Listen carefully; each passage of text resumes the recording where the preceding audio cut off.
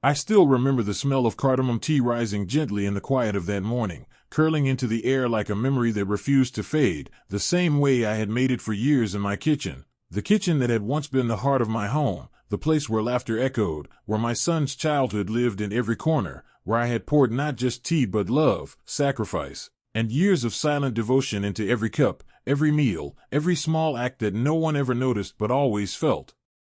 And as I stood there stirring the tea slowly, watching the steam rise, I felt a strange calmness, unaware that this ordinary morning was about to turn into the moment that would divide my life into before and after. And then it happened. A voice sharp and unfamiliar shattered the stillness. "Get out of my kitchen." The words hit me so suddenly that for a second I thought I had imagined them. My hand froze midair. The spoon clinking softly against the cup as my heart skipped a beat, I turned.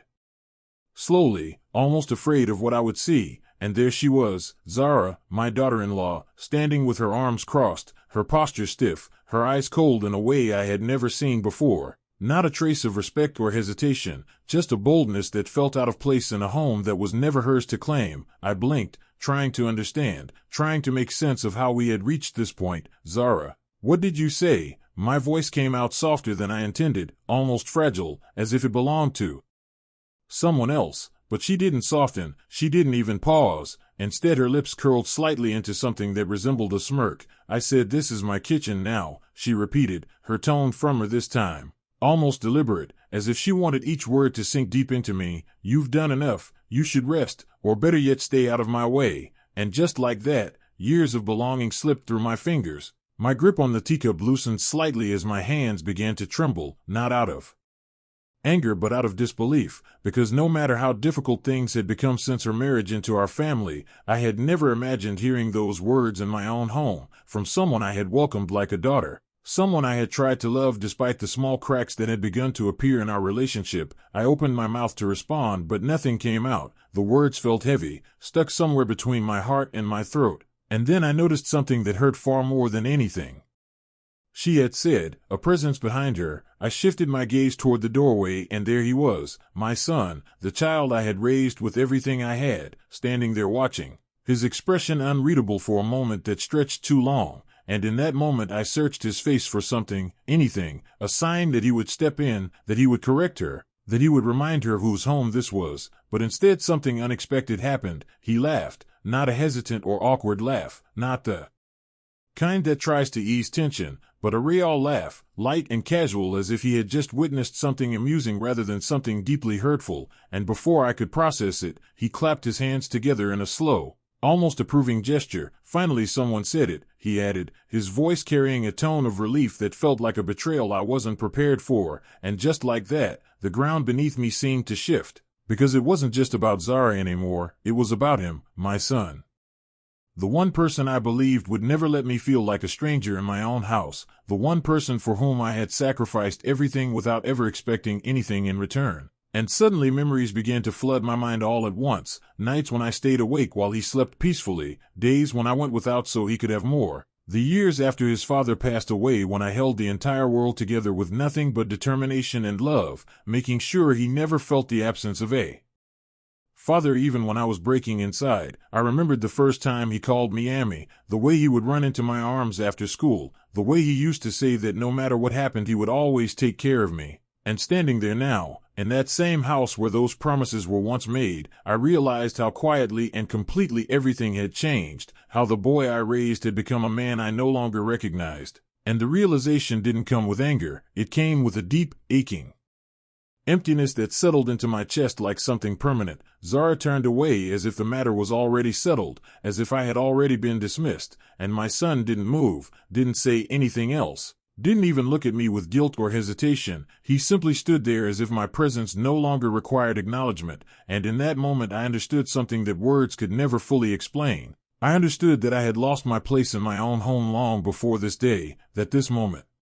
was not the beginning but the confirmation of something that had been slowly happening for months, maybe even longer, unnoticed or perhaps ignored by me because I never wanted to believe it could be true. I lowered my eyes to the teacup in my hand. The tea had stopped steaming now, its warmth fading just like the warmth in my home, and carefully, almost mechanically, I placed it down on the counter. The small sound it made felt louder than anything else in the room, but no one reacted, no one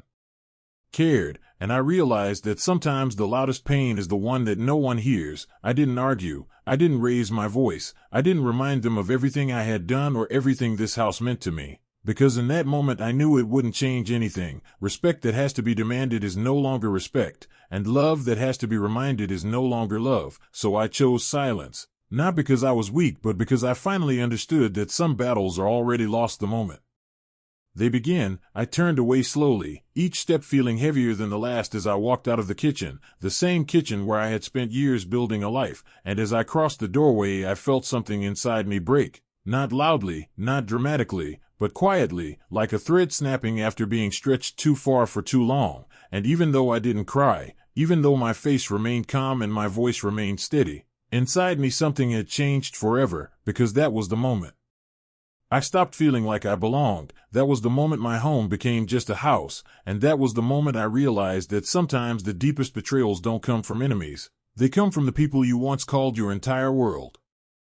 Days turned into weeks, and with each passing day, the house that had once been alive with warmth and laughter became a place of cold shadows and quiet tension, my presence barely acknowledged. As if I had become a ghost wandering through my own home, Zara asserting herself more boldly with every meal I prepared, rearranging cabinets, replacing my carefully chosen spices with new ones, painting over familiar walls with colors that felt foreign, and my son, the boy who once ran into my arms at the slightest sound of my voice, now spoke to me with a polite distance that felt like a stranger's courtesy, saying things like, "Amy, you should adjust, things are different now." As though the love that had once been the foundation of our family could be so easily replaced by convenience and agreement with his wife. And I realized in those moments that I had been made invisible not by one person, but by both of them, working together in subtle ways that chipped away at my identity, leaving me standing in rooms I had built, surrounded by furniture I had chosen, smelling aromas I had once adored, yet feeling utterly alien. And it was during one of those evenings, while tidying the kitchen and forcing myself to avoid confrontation, that I overheard them speaking in hushed tones, the kind of whispers that carry more weight than shouting because they are meant to exclude you. And my heart ached as I heard Zara say, "She's becoming a burden, we need our own space," her words precise, deliberate, lacking any softness, any trace of the daughter I had once tried to nurture. And then my son replied with a reluctant sigh, "I know. I'll talk to her," his voice carrying both guilt and resignation, but I knew, as I stood there pretending to be engrossed in cleaning, that his talk would be hollow, an empty gesture meant to soothe his conscience. And indeed, when he approached me later that night, he tried, his eyes avoiding mine, his words careful and measured. "Amy, maybe it's better if you stay in your room more. Zara feels uncomfortable," a word that struck deeper than any insult, reducing the life I had lived and the sacrifices I had made to a simple nuisance. And I nodded slowly, swallowing the lump in my throat, feeling my heart constrict as I walked away from him, back to the room that had once been my sanctuary, a room now filled with echoes of laughter that no longer belonged to me. And as I lay in bed that night, the familiar scent of my pillowcase mingling with the distant smell of Zara's new candles, I didn't cry, not yet, though a storm of emotions raged quietly inside me: hurt, betrayal, disbelief, sorrow, and beneath it all, a growing ember of resolve, because it was in the silence of that room, in the invisibility I had been forced to accept, that I realized something crucial. If they could dismiss me so easily, if my son could applaud her audacity, then perhaps it was no longer about trying to regain what I had lost in the conventional sense, but about reclaiming my dignity and my power in ways they could not predict. And so I began to watch, to observe quietly, noting every small arrogance, every casual dismissal, every assumption that I was powerless, cataloging them in my mind as one catalogs the pages of a secret diary. And while I smiled politely, and continued to move through the house as a shadow, a silent presence, inside, I began to plan, because betrayal, when left unaddressed, can fester into bitterness, but when acknowledged and met with patience, strategy, and careful preparation, it can become a force more powerful than anger. And I found myself thinking in the quiet hours of the night, remembering the lessons of my youth, the stories my mother had told me about resilience and cunning, the ways in which quiet strength had toppled those who underestimated it. And I realized that the path forward would not be through confrontation or despair, but through transformation, the kind that begins quietly, almost imperceptibly, like the slow turning of a key in a lock. And so I began to change, though externally, I remained the same, the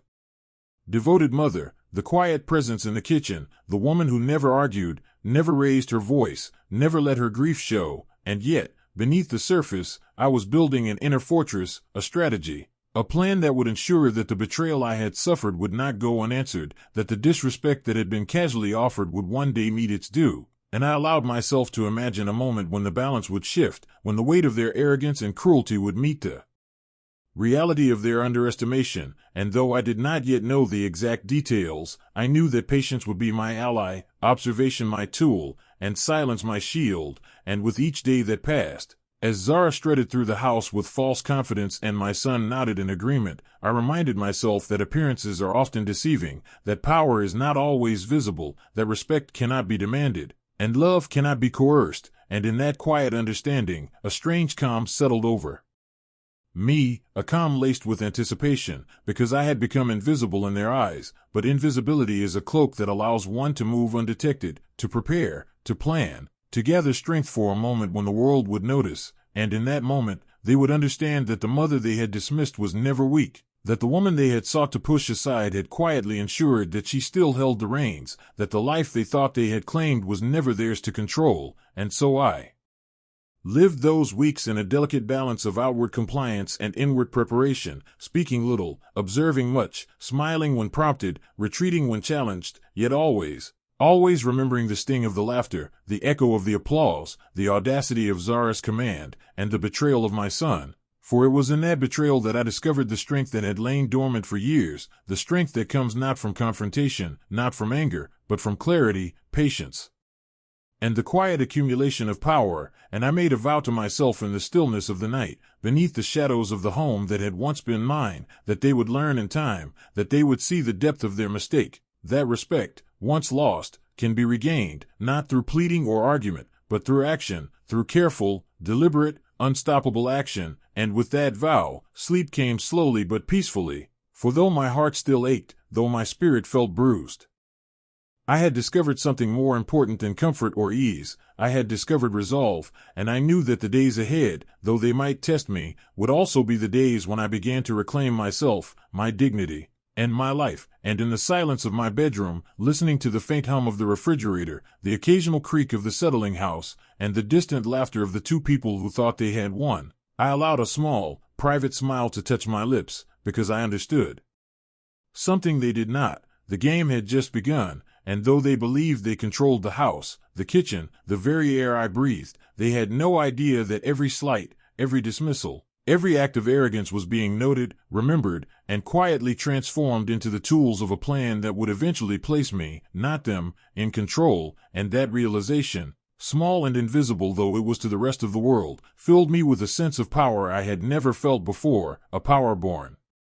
not of dominance but of patience, preparation, and the deep understanding that betrayal, when met with strategic calm, becomes the very fuel of justice, and with that, I finally allowed myself to rest. For the first time in weeks, knowing that the next chapter of my life was waiting, that the seeds of change had been planted, and that the invisible mother they dismissed so casually was quietly, unassumingly, preparing to rise. The next morning, I woke up before dawn, the sky still heavy with darkness, the silence of the house pressing against my ears like a living thing, and instead of going to the kitchen where I had been banished, I quietly tiptoed to my old study, a room that had once been my husband's domain, filled with papers, files, and memories of a life that now seemed distant, and there, among the dust and the faint smell of aged books, I discovered something I had long neglected, the legal and financial documents that held the keys to my independence, the investments my late husband had carefully secured, the property deeds that named me the rightful owner of everything in this house and more, things I had never needed to consider because I had trusted my son to protect the family's legacy, and now that trust had been shattered, but that betrayal had given birth to clarity, because for the first time, I realized that the power to reclaim my dignity and my life was in my own hands, waiting quietly for me to acknowledge it, and as the first rays of sunlight began to filter through the dusty curtains, I sat cross-legged on the floor, gathering the files, studying them, memorizing every detail, noting which accounts could be accessed quietly, which properties could be transferred, which investments could be redirected, and a strange excitement filled me, not the reckless thrill of revenge, but the calm, deliberate anticipation of someone who knows that the moment to act will come, and who was patiently preparing every step for that moment and over. The next few days, I moved carefully, outwardly continuing to live as the quiet, compliant mother who had been pushed aside, smiling politely when Zara spoke, nodding when my son offered advice, never raising my voice, never revealing the storm that was quietly building inside me, and while they strutted through the house with the arrogance of those who believe they have already won, rearranging my furniture, replacing my belongings, and mocking my presence with subtle jabs, I catalogued everything, every small insult, every dismissal, every assumption that I was powerless, because power, I had learned, is not always visible, and those who underestimate it are its easiest prey. And I began to change too, not in ways that were immediately obvious, but in ways that strengthened me, sharpening my mind, fortifying my resolve, learning how to manipulate the small levers of influence I still had within the house, identifying the weaknesses in their arrogance, the cracks in their overconfidence, the ways in which my absence in their perception of authority had created openings that I could one day exploit, and all the while, I remained calm, serene even, a mother who had been wronged but had mastered the art of patience, knowing that the perfect moment for action is never in anger but in precision, and so I waited, observing their patterns, recording their words in my mind, imagining scenarios, rehearsing responses, calculating risks, and I smiled to myself at the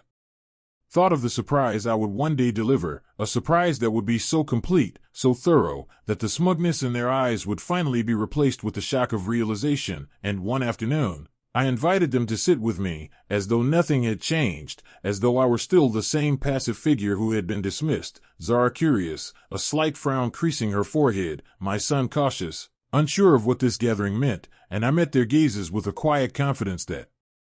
unsettled them, though they did not yet know why. I have something important to say, I told them, my voice soft but carrying weight, the kind of calm certainty that immediately commands attention. And I watched as they exchanged glances, Zara shifting impatiently, her arrogance momentarily faltering, my son leaning forward, a hint of concern in his eyes. And I felt a thrill not of malice but of quiet triumph, because the storm I had been preparing for weeks was finally ready to touch the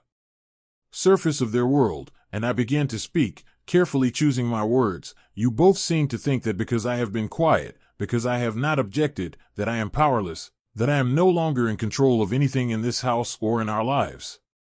But what you fail to understand is that power is not always loud, that silence can conceal the sharpest edge, and patience can be the deadliest weapon, and while you have been busy asserting dominance, I have been quietly ensuring that the foundation on which you stand is mine to command, for the house, the property, the investments, the life we share, everything is still legally, indisputably, in my name, in my control, and every move you have made thinking it was unchecked has only brought you closer to the moment when that control will be made clear, and I saw the first flicker of unease cross their faces, the confident smirks fading as they realized that the woman they had tried to erase had not only survived their attempts at dominance but had also quietly mastered the tools of her own authority, and in that moment, I felt the deepest satisfaction, not of vengeance fulfilled but of justice being prepared, meticulously, deliberately, because there is a unique power in watching those who dismissed you scramble as they finally understand that underestimation carries consequences, and as I continued to outline, gently, almost teasingly, the reality of the situation, the ownership of the house, the investments, the legacy that they assumed they controlled, I could see Zara's posture stiffen, her eyes widening slightly, my son's confident nods faltering, their arrogance beginning to crack, and I knew then that my plan was not only working but exceeding my expectations.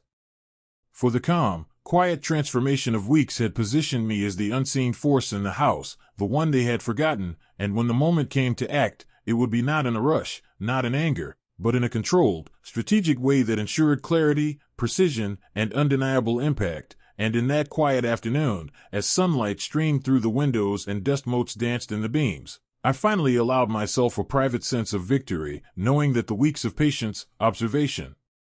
preparation, and quiet fortification had brought me to a point where nothing could be done to stop the eventual reclamation of my dignity and authority, that I had turned betrayal into strength, dismissal into strategy, and disrespect into the fuel for a carefully orchestrated awakening, and as they sat, unsure, silent, waiting for the explanation that was already unfolding before them, I realized with deep satisfaction that sometimes the most profound power lies not in confrontation but in preparation, and patience, and the knowledge that the seeds of change are invisible until the moment they bloom. And that day, in my own home, I felt the first true taste of freedom since the betrayal, because I understood finally that the real battle was not in words shouted or tears shed, but in quiet transformation and unseen action, in the accumulation of control that had always been mine to command. And with that realization, a sense of calm determination settled over me, for the storm was not yet over, but the foundations of victory had been laid, and the house, the home, the life that they thought they had claimed from me was still, in every essential way, mine to reclaim. And I knew that in the days to come, every misstep, every assumption, every display of arrogance would serve only to deepen the impact of the eventual reckoning. And I felt a thrill of anticipation, a patient, measured excitement, because betrayal had awakened a force in me that nothing could suppress, a force born not from anger, but from clarity, patience, preparation, and the unwavering knowledge that the woman they dismissed was not gone, not weak, not defeated, but quietly, deliberately, irrevocably preparing to rise. I finally chose the morning when the sunlight filtered softly through the curtains, casting long golden rays across the room that had once been my sanctuary. And I invited them both to sit down, Zara with her false confidence, my son with the lingering guilt that still did not fully reach his eyes, and I watched them carefully, feeling the quiet power that had grown inside me over the weeks of patient observation, the silent accumulation of knowledge and preparation that now gave me a sense of control I had never known before. And I began speaking, not with anger, not with desperation, but with a calm authority that immediately drew their attention. "I've made a decision," I said, my voice soft yet carrying a weight that made them lean in instinctively, "a decision that affects all of us, though it may surprise you." And I let the words hang in the air just long enough for the tension to build, watching as Zara's smirk faltered, the arrogance she had carried into my home beginning to crack, while my son shifted uneasily in his chair, unsure of what was coming. And then I placed a thick folder on the table, one I had prepared carefully over the past weeks, filled with documents proving ownership of the house, the property, the investments, everything we had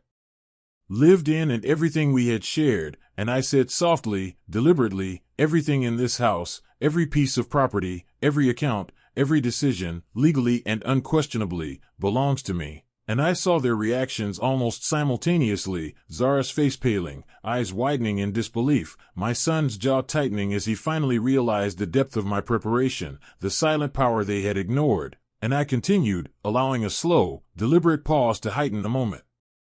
"And since I've decided to leave, I will be selling the house, liquidating the investments, and reclaiming my independence." And I watched them both, frozen in shock, as the reality settled into their minds, the smugness, the arrogance, the casual cruelty they had wielded against me for so long now reflecting back in their stunned silence. And I felt no joy in their pain, only a quiet satisfaction born from justice, from the recognition that betrayal, when met with patience, planning, and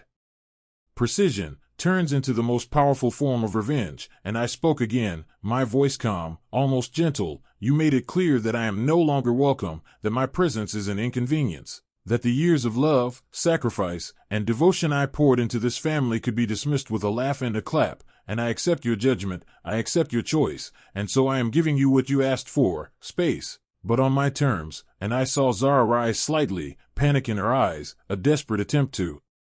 regain control. "We can fix this, Amy, please, we didn't mean," but I held up my hand, shaking my head slowly, "No. Some things cannot be fixed, some things cannot be undone, and some lessons must be learned through their consequences." And my son finally tried to intervene, his voice trembling, "Amy, please, think about this, the house, the memories, everything." And I smiled softly, not out of malice, but out of quiet empowerment. "Those memories are mine, and they live within me, not these walls. This house may have bricks and paint, but it is the law, not sentiment, that governs it now." And I leaned back slightly, letting the weight of my words sink in, watching as the reality of their underestimation dawned. The realization that the quiet, compliant woman they thought powerless had orchestrated every detail from behind the veil of patience and observation. And as they processed, I continued, my voice firm, unwavering. "For years, I gave, I nurtured, I sacrificed, I believed in love that was unreciprocated in the way it deserved, and I allowed disrespect to take root in my own home. But now, I reclaim what is mine, and in doing so, I also reclaim myself." And I felt the air shift, heavy with the weight of the truths they had ignored, the arrogance that had led them to believe they could erase me from my life, and I saw Zara shrink slightly. The confidence she had wielded like a weapon dissolving under the clarity of my control, my son's eyes filling with a mix of guilt, fear, and awe as he realized that his complacency had contributed to this moment, and I allowed myself a small, private smile, because the power of preparation, patience, and unassuming strategy was unfolding exactly as I had intended, every subtle detail, every quiet maneuver, coming together in this room, in this moment, to restore the balance that had been upended by their betrayal, and I continued, my words calm but precise, I did not act out of spite, nor do I act out of anger, but out of necessity, because respect cannot be demanded, it must be acknowledged, and love cannot be forced, it must be honored, and when both are absent, one must act to preserve dignity and future, and I saw Zara fidget, her hands clenching slightly, while my son's throat tightened, unable to respond, and I allowed silence to stretch, letting the weight of the revelation press down, before I added, I am not leaving to hurt you, I am leaving to live fully, freely, and peacefully, in a space where I am not undermined, where my voice is not ignored, where my presence is not treated as a burden, and in that decision, I have finally found the peace that was stolen from me in this house by arrogance and betrayal. And as the words hung between us, I could see the shift, the understanding that they had underestimated the quiet strength of a mother wronged, the realization that actions speak louder than words, that patience can outlast cruelty, and that respect once denied can be reclaimed in ways both subtle and irrevocable. And then I spoke one final time, with calm authority that left no room for negotiation. The house will be sold, the investments redistributed, and I will move on. Not because I hate you, but because I finally love myself enough to choose peace over pain, dignity over disrespect, and freedom over the chains of a home that no longer values me. And in that moment, I rose slowly, letting my posture, my presence, and my quiet command fill the room, and I saw the last remnants of arrogance fall from Zara's face, my son's defenses crumble, and I knew that the sweet, patient work of weeks, months even, had culminated in this single, powerful moment where betrayal met its consequence, not through confrontation or cruelty, but through deliberate, unyielding action. And as I walked toward the door, the folder of my reclaimed life in hand, I felt a lightness, a liberation I had not known in years, and I allowed myself a deep breath, inhaling freedom, exhaling the weight of years of disrespect. And as I took that first step out of the house that had once been my sanctuary and became a symbol of their arrogance, I smiled softly to myself, knowing that the sweetest revenge is not always in retaliation, but in the quiet, deliberate reclamation of one's life, the peaceful assertion of power, and the unwavering choice to place oneself above betrayal. And in that final step, I realized that I had won not by hurting them, not by seeking vengeance, but by